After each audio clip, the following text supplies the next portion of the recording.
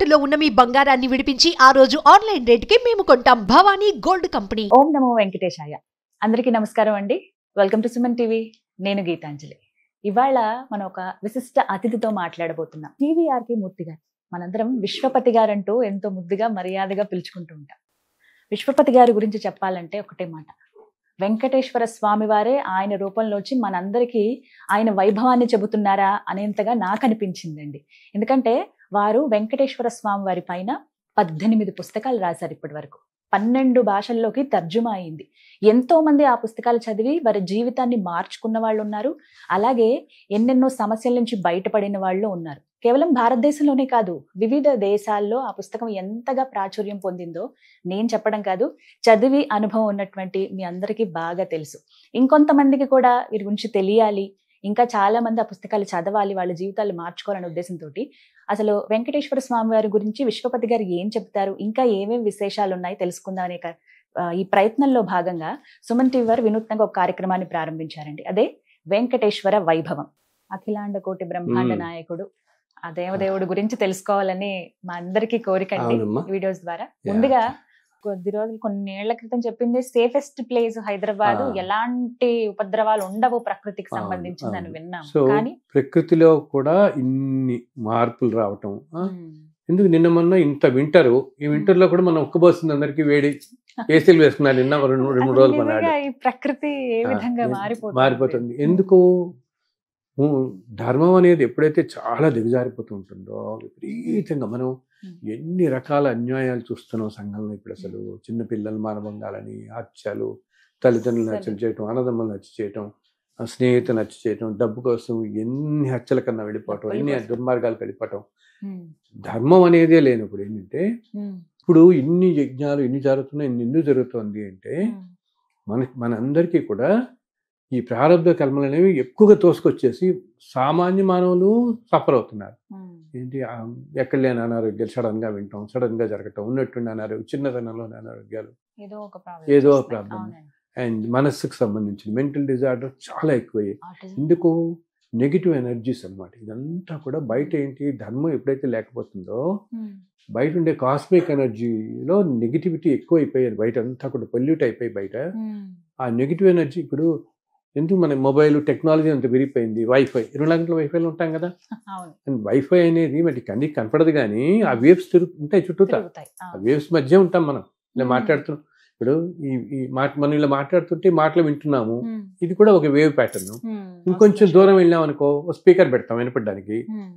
ఇంకా ఇప్పుడు మొబైల్స్ లో చూస్తున్నాం మనం, ఎక్కడో ఇప్పుడు US లో ఉన్నది ఈ క్షణంలో మనం వింటున్నాం, చూస్తున్నాం. ఎలా ఇదంతా ట్రాన్స్మిషన్ ఎలా జరుగుతుంది? వేవ్సే, అంతే కదా. వేవ్స్ అని ఇప్పుడు మనం మొబైల్ గబుక్కుని ఇలా కాల్ అవగానే రింగ్ అవుతుంది. రింగ్ అవగానే ఏంటనమాట, ఈ వేవ్ ప్యాటర్న్ ని పిక్ చేసుకుని మళ్ళీ మనం వింటున్నాం. అమెరికాలో ఈ క్షణంలో మాట్లాడుతున్న మనిషి వాయిస్ మనం అదే వాయిస్ అలా వింటున్నాం కదా.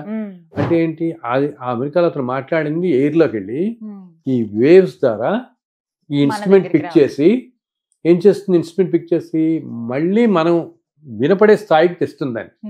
ఆ స్థాయిలో ఉంటే ఇప్పుడు ఈ క్షణంలో అన్ని వినపడితే మన పని అయిపోతుంది. ఆ వ్యూస్ మనం వినలేం కదా. ఇప్పుడు కొన్ని కోట్ల సెల్ ఫోన్ వాయిస్ వెళ్తుంటాయి, ఆ సిగ్నల్ పవర్ అంత ఫ్రీక్వెన్సీస్ లో. సో ఆ ఫ్రీక్వెన్సీస్ మనకి ఆడిబుల్ కాదు కాబట్టి తగ్గించేసి దాన్ని మనం వినే స్థాయికి మళ్ళీ ఇన్స్ట్రుమెంట్ టెక్నాలజీ కనిపెట్టారు కదా, వెంటనే నీకు అది వినిపిస్తుంది. అంటే ఏంటనమాట, ఏ క్షణంలో అయినా ప్రతి మనుషులందరూ ఈరోజు ప్రపంచంలో ఈ అన్ని వేవ్స్ మధ్య బతుకుతున్నాం. ఇది ఒక 50 ఏళ్ల క్రితం వేవ్స్ ఉన్నాయా? ఫోన్లు ఎక్కడ? వీటి వల్ల, ఈ వేవ్స్ వల్లనే మైండ్ మీద పనిచేస్తుంది, హ్యూమన్ సిస్టమ్ మీద అన్నమాట పనిచేసి ఇన్ని అనారోగ్యాలు ఇన్ని రావటం. అందుకని ఇంత ఇది రావటం. అందుకని మేమందరికీ చెప్తుంటాం, మన వాళ్ళు చెప్తున్నారు ఏమిటి, నైట్ అప్పుడు మీరు వైఫై ఆఫీస్ అయింది, లేకపోతే ఇల్లు మొత్తం వైఫై ఉంటుంది కదా. ఇసాల్ వేవ్సే కదా ఇవన్నీ కూడా. సో ఇది టెక్నాలజీ అనుకో, కాలంతో పాటు ఇలా జరుగుతుంటాయి. నేను చెప్పేది ఏంటి, ఈ టైం ప్రస్తుతం కొంచెం వచ్చే 2 సంవత్సరాలు కూడా మనం పీక్ వెళ్ళబోతాం ఈ సైకిల్లో. 25-26 కూడా ఏంటి, ఎన్నో చోట్ల భూకంపాలు రావటము, అసలు ఊహించినంతగా అన్నమాట. అండ్ ఏంటి, నేచర్, అగ్ని, నీరు చాలా జాగ్రత్తగా ఉండాలి అగ్ని నీరుతో మాత్రం. ఎందుకంటే విపరీతంగా ప్రకోపిస్తాయి రెండు. మనం పంచభూతాలు అంటాం కదా, ఆకాశం, నీరు, అగ్ని, పృథ్వీ, జలం, ఇవన్నీ చెప్తాం కదా పంచభూతాలని, గాలి, వీటిలో. సో ఈ రెండిట్లో అందునే చూడు అగ్ని ప్రమాదాలు ఎక్కువ అవుతున్నాయి, నీటితో సంబంధించినవి ఎక్కువ అవుతున్నాయి. ఈ 2 సంవత్సరాలు కూడా మనుషులందరూ కూడా ఈ పిక్నిక్లు అది వెళ్ళేటప్పుడు చాలా జాగ్రత్తగా ఉండాలి. సాయంత్రం అయిన తర్వాత వాటర్ జోలికి వెళ్ళకపోవడం, సముద్రాల దగ్గర ఎక్కువ గడుపుతూ ఉంటారు, వెళ్ళొద్దంటారు. అస్సలు మంచిది కాదు. వచ్చే పీరియడ్లో మాత్రం ఎన్నో వాటికి ఇటువంటి దుర్ఘటనలు తక్కువ అవడం కోసం నేను అందరికీ చెప్పేది ఏంటంటే ధర్మంగా ఉండండి, మీరు తోటి వారికి సహాయం చేయండి. ఒకవేళ మీకు కొంచెం ఏదైనా భగవంతుడు నమ్మకం పూజ అది ఉన్నప్పుడు రోజు పొద్దున ఒక్క నమస్కారం, ప్రపంచం అంతా చల్లగా ఉండాలని ఒక నమస్కారం పెట్టండి. ఇదే ఒక పెద్ద పరిహారం. తప్పకుండా ఇన్ని లక్షల మంది కనుక నమస్కారం పెడుతూ ఉంటే, భగవంతుని ప్రార్థిస్తే అది పాజిటివిటీ వెళ్తుంది కదా. ఆ పాజిటివిటీ ఎనర్జీ వల్ల కాస్త ఉపశమనం కలుగుతుంది వీటికి. అంటే ఈ 2025-26 2 సంవత్సరాలు ప్రపంచ వ్యాప్తంగా ఉంటుంది. ఈ 2 సంవత్సరాలు ఇట్లాగే ఉంటుందమ్మా. 2 సంవత్సరాలు ఆల్మోస్ట్ దేశాల మధ్య యుద్ధాలు, అండ్ ఈ యూరోపియన్ కంట్రీస్ అన్ని ఉంటాయి, ఇటలీ, జర్మనీ, అటంతా కూడా అటు కొన్ని టెర్రర్ అటాక్స్ కానీ, అలాగే ఒక చిన్న న్యూక్లియర్ యాక్సిడెంట్ లాగా అవుతుంది ఒక చోట ఇక్కడ ఒక దేశంలో. దానివల్ల కూడా చాలా మంది జన నష్టం అవుతుంది. అండ్ ఈ భూకంపాల వల్ల కూడా మనకి హిమాలయన్ రీజియన్ లో మేజర్ ఎర్త్క్వేక్ కూడా రావచ్చు అనమాట. ఇలా ఎన్నెన్నో ఏంటంటే ఇదండి జనాలు భయపెట్టడం కోసం కాదు నేను చెప్పేది, జాగ్రత్తగా ఉండండి. అండ్ యుఎస్ ఎకానమీ కొంచెం దెబ్బతింటుంది ఎన్నో కంట్రీస్లో అనమాట. మనుషులు కొంచెం ఇప్పుడు మనం కరోనా వైరస్ చూసాం, అటువంటిది ఏదో ఇంకా వేరే టైప్ ఏదో రావచ్చు. ఆల్మోస్ట్ ఒక 4 రోజుల పాటు ప్రపంచం కదలకుండా మళ్ళీ చేస్తుంది ఏదో ఒకటి. అటువంటిది కూడా ఈ 2 సంవత్సరాలు స్తంభించిపోయే ఈ 2 సంవత్సరాల్లో ఏదో టైం ఒక నెల పాటు. అందుకని ముందు జాగ్రత్తగా ఉండాలి అంటే ఏంటి, మనుషులు ధర్మంగా ఉండటం. అప్పుడు కరోనా అప్పుడు అలా ఉంది, ఎవరేం గ్రహించారు, మళ్ళీ పరుగులు అన్యాయాలు అన్ని మళ్ళీ మామూలే. అలా కాకుండా ఉండండి. అండ్ ఉంటే నలుగురికి అది ఉపయోగపడుతుంది, మంచిది, సమాజానికి కూడా మంచిది అనమాట మనకి. ఉదయం లేచి దేవుడికి దండం పెట్టుకునే అలవాటు ఉంటుంది, అప్పుడే ఒక్క మాట అందరూ చల్లగా ఉండాలి దండం పెట్టుకోవాలి. అది ప్రపంచం అంతా చల్లగా ఉండాలి అని పెట్టుకుంటే ఎప్పుడు కూడా సామూహికంగా చేసే వాటికి చాలా పవర్ ఉంటుంది. ఈ పాజిటివ్ ఎనర్జీ ప్రకృతిలోకి వెళితే వీళ్ళందరి ప్రార్థనలో ఆ ప్రార్థనల వల్ల ఆ వేవ్స్ వల్ల పాజిటివిటీ వచ్చి కొంచెం తగ్గుతుంది అనమాట. ఇది తగ్గుతుంది వీటి తీవ్రత. మామూలుగా కూడా యాక్చువల్గా భగవంతుడు ఏం చేస్తాడు, ప్రతి కాలంలో కూడా భూమి మీదకి కొంతమంది మహానుభావులు పెడతాడు.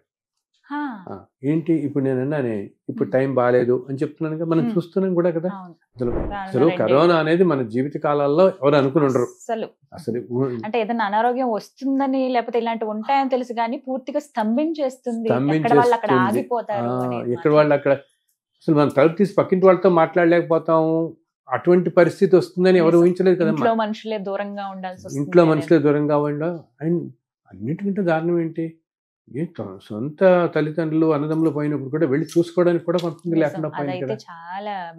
వేరే దేశాల్లో ఉన్న వాళ్ళు కానీ ఇక్కడ ఉన్న వాళ్ళు కానీ వేరే ఊరు ప్రయాణం చేయలేక, వేరే ఉండి తండ్రిని చివరి క్షణాల్లో చూసుకోలేక హాస్పిటల్ నుంచి అటు నుంచి అటు తీసుకెళ్ళిపోయి ఎంత బాధలు పడ్డారు, ఎంత బాధలు. అదే నేను ఇలా చెప్పానే, మనుషుల్ని కలి మాయ ఎలా కప్పేస్తోందంటే మనుషుల్ని అన్ని చూసినా ఆ రోజుల్లో అనుకున్నారు అందరూ, అమ్మో ఎప్పుడు దొరుకుతుంది బాబు, మామూలుగా ఉండడం అనేది ఇంత సంతోషంగా ఉంటుంది అనిపించింది అందరికి.